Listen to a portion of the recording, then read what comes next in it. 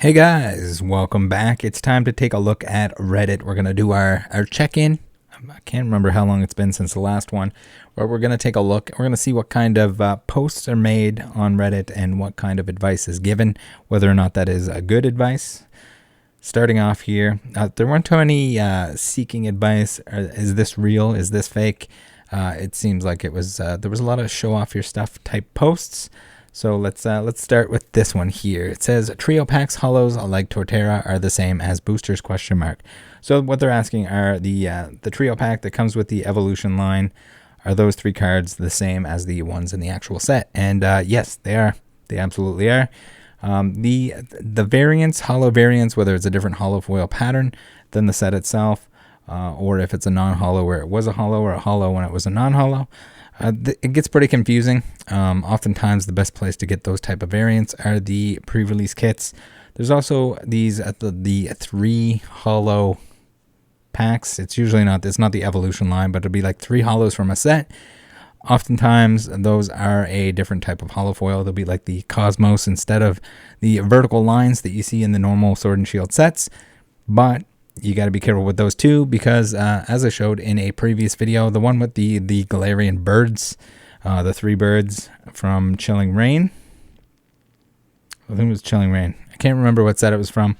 The three hollow birds, the Galarian ones, those were the regular ones from the set. So usually if you get three hollows in the pack, there'll be like three alternate foil versions, but not with that one. That particular one, not so much. It might have been from Evolving Skies. I can't remember, but the one with the three birds, definitely not the thing. So, someone says, what? LOL. And that somehow got 3 upvotes.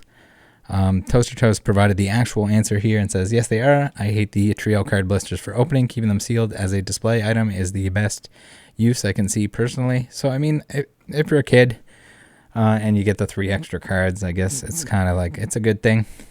But at the same time, I don't know why they don't put something like just any promo in there or any variant or something. It would make them more attractive for anyone that's collecting master sets. At least be something a little bit different.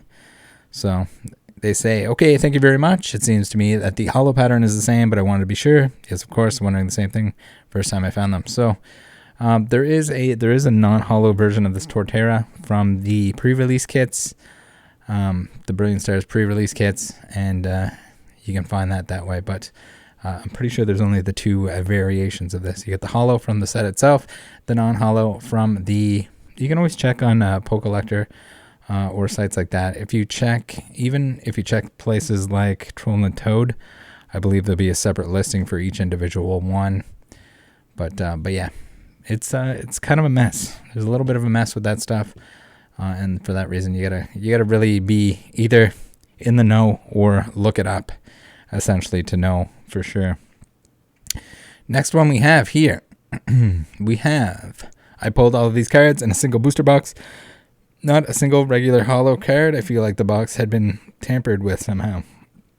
So you definitely got something out of the usual, because never have I seen a box. I don't know if those God boxes, the Fusion Strike ones that came to Canada, if those had hollows. They probably didn't. They probably had like ultra rares instead or something. Those were ridiculous and obviously a mistake by the factory. This is in the same realm. I don't think there's any way that you should ever hit 3 of these black and gold cards. Not to mention you get 2 VMAX trainer galleries, a single V. Full art trainer. I think Nessa's in the regular set. And then you get another trainer gallery full art. So it's awesome box. But at the same time, I think this is unusual. I think they go into pull rates down here in the bottom. So Avant-Garde with a bunch of E's says, it's a little weird, but you aren't guaranteed anything. Honestly, it looks like a solid box. Nobody would tamper a box only to take out the normal hollow. So I agree that I don't think anyone tampered with it. But I think it's a little bit of an anomaly. So the thing is, with the booster box, typically you're in a certain range of how many hits you end up with. Sets with the trainer gallery, typically V or better trainer gallery, including your other stuff. You end up with like 1 in 3 packs that are going to have a V or better, a Radiant, or a trainer gallery, any of those type of cards, hits if you want to call them that. So this is right on par for that, but I don't think there's any way that you should not get any hollows. So I'd say that the sorting and or seeding process for this was messed up. When the packs are going in, I would assume that when they're getting packed into the booster box, they're going to be in somewhat in an order. So that's why you get that kind of consistency from the booster box. Not saying you're going to get good hits or bad hits. Not always going to be perfect. Sometimes, as it's seeming here, if stuff gets fed into the wrong feeders, you can get something sketchy like this. But single packs, all that stuff, at the same time, with a large enough sample size, you'll end up seeing something that looks extremely like a booster box on average on every 36. It might take a lot in order to do so, but usually even if you get like 72 loose packs from other products, you combine them together, it looks very similar to two booster boxes for that reason. No, they're not out to get you. No one resealed this and put the black and gold cards. It's a very good box. It's just a very weird box that you didn't get any holographic cards. So, next, we have someone who finally passed their goal of 1,000 snoms. I don't know how many Mawwiles I have now, but I don't think it's even 1,000. So this is pretty impressive. I'm assuming that they're all the same snom. And somebody says, one could never have too many snoms. This person says, get 4,095 regular snom cards and one shiny snom card. That's a pretty cool idea. You have your collection and and have like the actual shiny rate for your snom. Would you be interested in more snoms? So now I guess they're starting a Go Snom Me, and they're going to send all their snoms to that individual that's collecting them. Pretty cool. Something neat, something inexpensive to do. It's kind of the same thing that I do with my Mawwiles. I was buying collections and stuff like that, and anytime I found a Mawwile, I just stuck it in a separate binder, and now it's turned into a very messy Mawwile collection where it's just different Mawwiles, duplicate Mawwiles, different languages, all sorts of fun stuff. All right, next. Now, we have my complete collection of base, fossil, and jungle. I guess this is the last picture. I should have scrolled all the way through here. I'm going to skip back to the start. You guys didn't see that. We have the start here. Pretty cool. So, childhood binder, it seems. They all look like they're pretty clean and pretty good shape. That's nice to see. I mean, it's hard to tell when they're sleeved and in a binder. Right away, I mean, the first recommendation is definitely going to be to put fresh sleeves on everything and put it in a ringless binder. For anyone that doesn't know, it's a little bit dangerous to have them in this type of ringed binder because these inside cards, if the binder is overpacked or if it's not closed properly, you can have the page kind of ride up and be on top of the ring when you close it, and you'll end up with binder dings on this card, and this card. I guess it's kind of good that the Charizard's on the outside here. He's a little bit more protected, but typically, because he's the fourth card in the set, he's usually right in this middle slot here and gets ringed in the butt.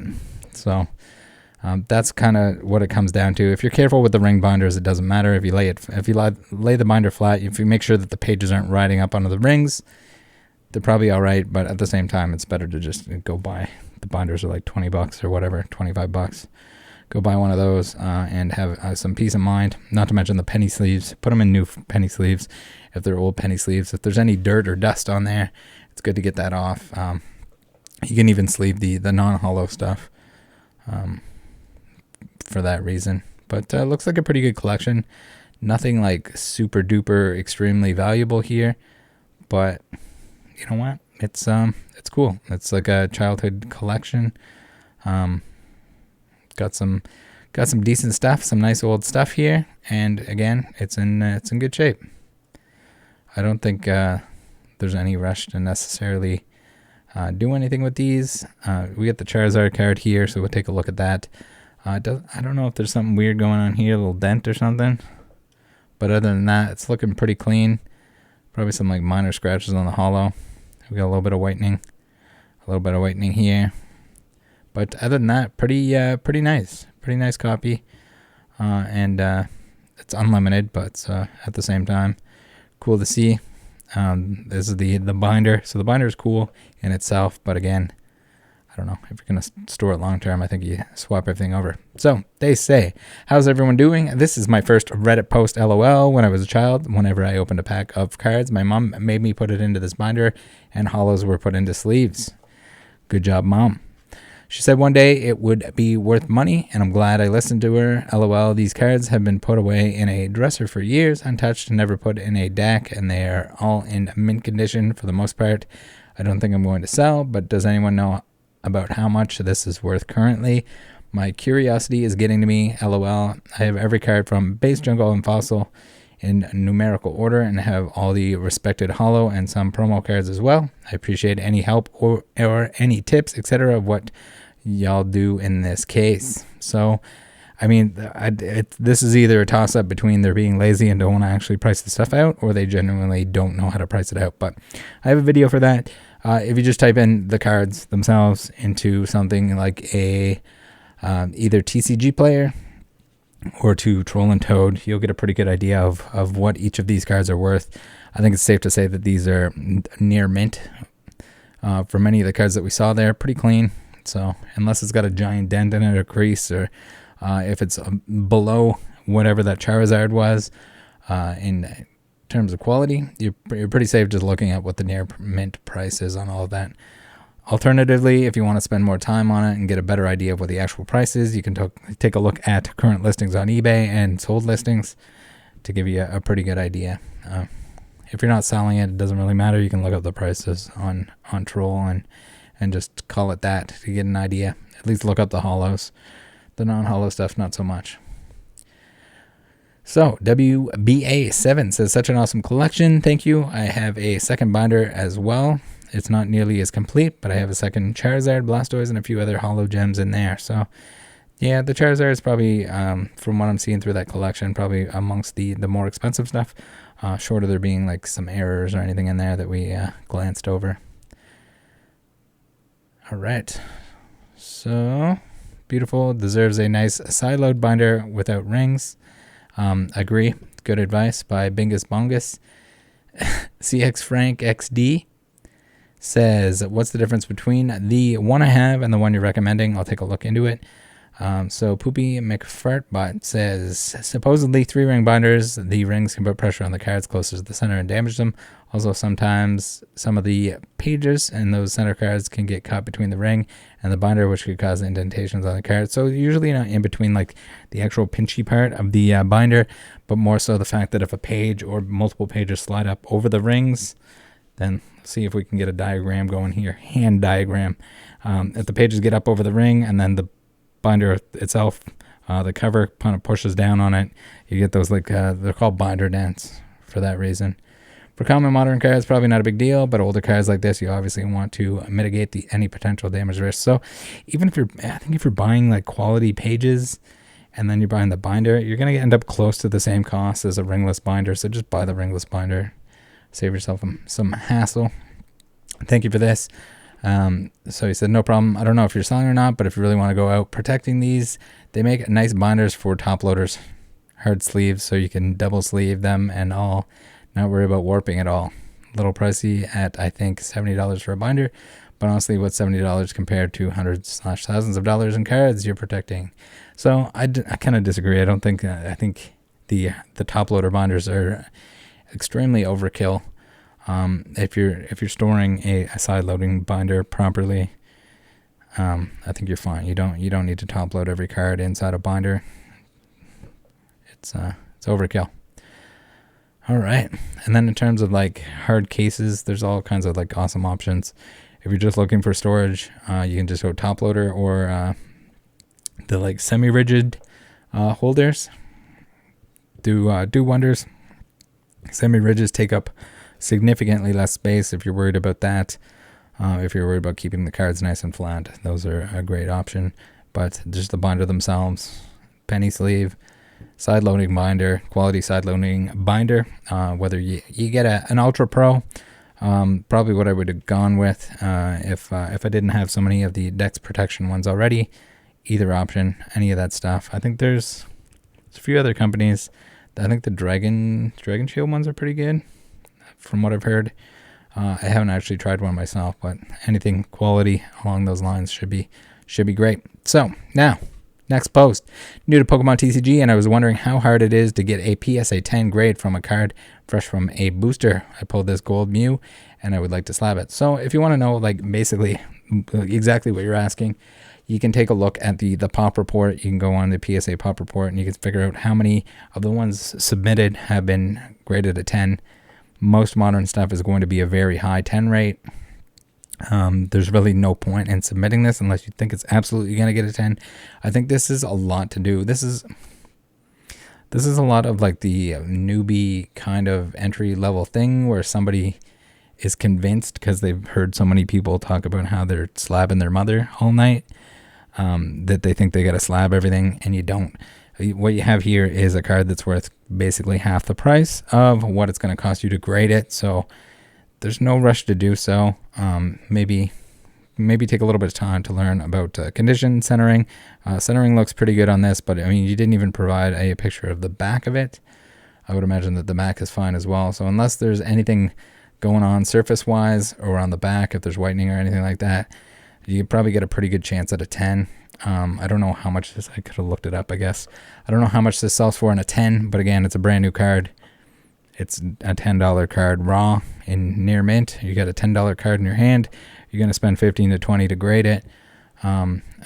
Plus, if you got to get a membership and all that other stuff, or if you got to send it through somebody else because that's the only card that you want to grade, I'd say just hold off, learn a little bit more about the hobby. You can always grade it later. It's not hurting it any to be. It looks like it's well sleeved. It's in the top loader. It's safe. It's safe right now. As long as you don't store it in the bathroom, as long as you don't take a bubble bath with it, it'll be the same condition. But everyone, it seems like when they get into the hobby, they immediately like feel pressure to have stuff graded because they think it immediately means more value. But again, if you grade that and it doesn't get a 10, you're probably out some money. I'm not sure. We'd have to look at what it sells for in a 9 and 8, whatever.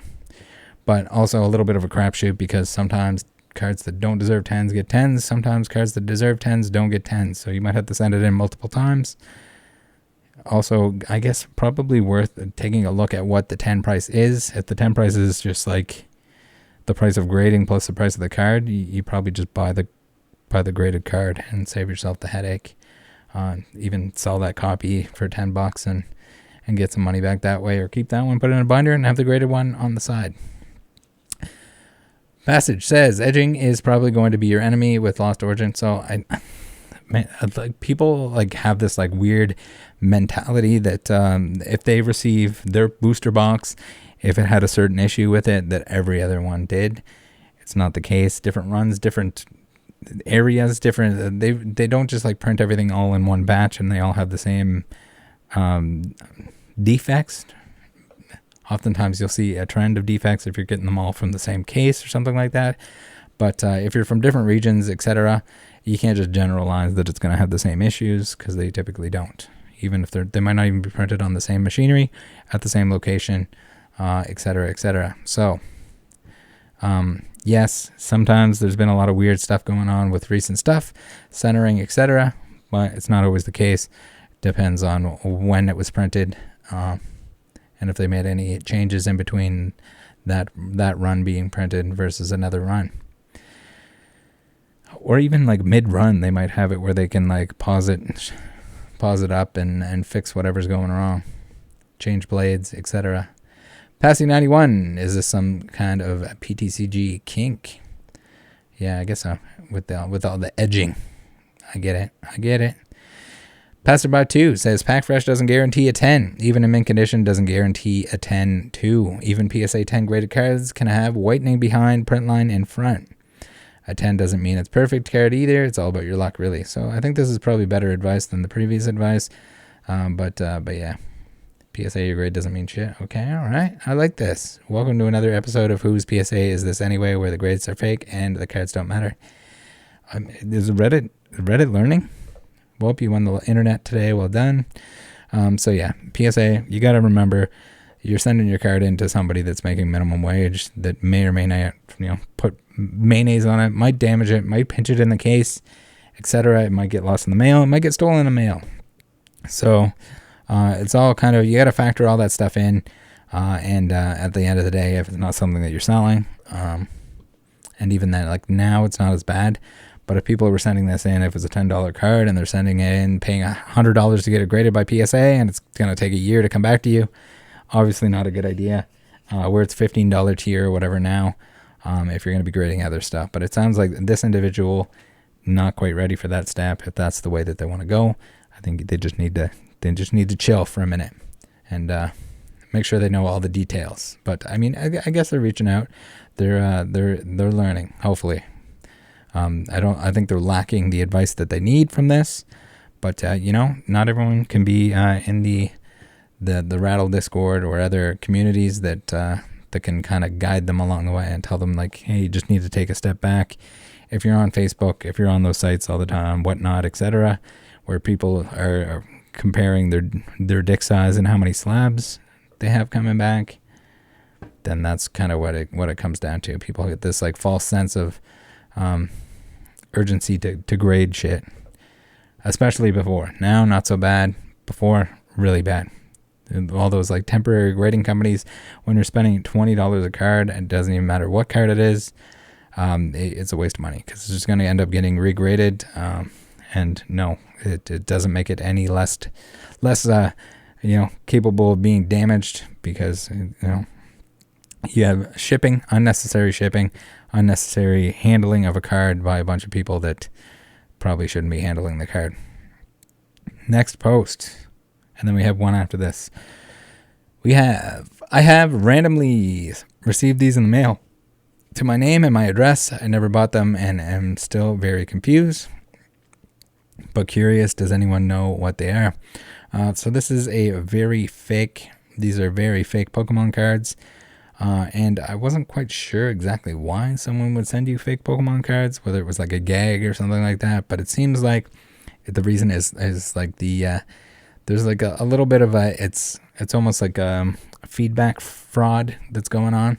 Crazy Career says they're fake. Definitely. Doesn't surprise me. I never bought them as they showed up in my mailbox today to my name. You can tell from the letter font and from how glossy they are. That's a mean prank. That level of excitement to leave. If you find out the sender, request the real ones. Haha, sender is Smart Logistics Warehouse in New Jersey. So here we go. We got like a weird company that seems to be sending stuff to people just for the sake of proving that they sent something to someone. That's sort of weird. I'd check and make sure you don't have another shipment you are waiting on that might have been confused for this one. So there's that, but also I think the Yeti Too Quick here is more on the ball and knows what's going on. Seen this before. Chinese sellers sending to random addresses. I heard about seeds being sent to random addresses. I received some random luggage tag holders once. Didn't know if they were sending out fake Pokemon cards, but I guess it wouldn't be a stretch for them to do it. It's basically a scam. The person who sent it will be able to review whatever product it was, and it will seem like a legit review since something was shipped and received. So yeah, I think this is it. This is exactly what's going on here. If I had to guess, I think this needs more upvotes than anything else. Somebody got mystery powder. That would be scary. All right, last post here, and then we'll call it a video. We have Atomic Man 4 who says, "Is this worth anything?" And the answer to anything that's weird like this, yes, but only to the right person. So if you have errors, if you have miscuts and stuff like that, especially if they're significant like this, somebody's going to want it. Probably more value to it if it was a Pokemon, if it was a popular Pokemon, but still at the same time, there's collectors for all of this stuff. You just have to find the right person. There are groups on Facebook where you can post this error stuff and people can make offers on it, or you can place it on eBay. If you have an eBay account, you can put it on there.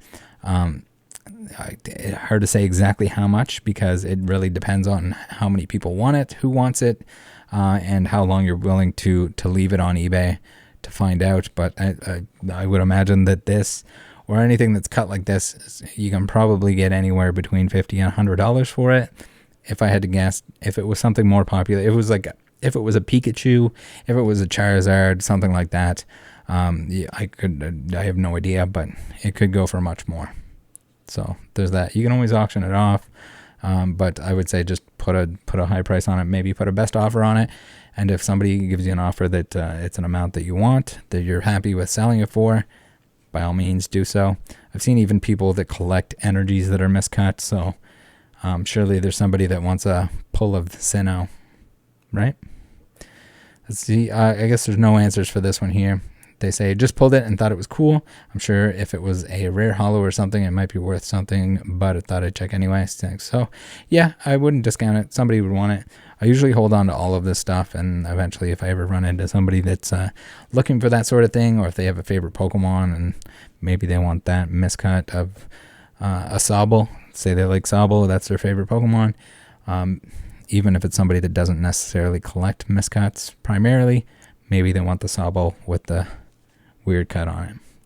All right, hopefully any of that was helpful. If you watched this far, thank you very much. And if you'd like to join the Discord, do it. Link below. See you guys next time. Have a good one. Take care of each other. Bye.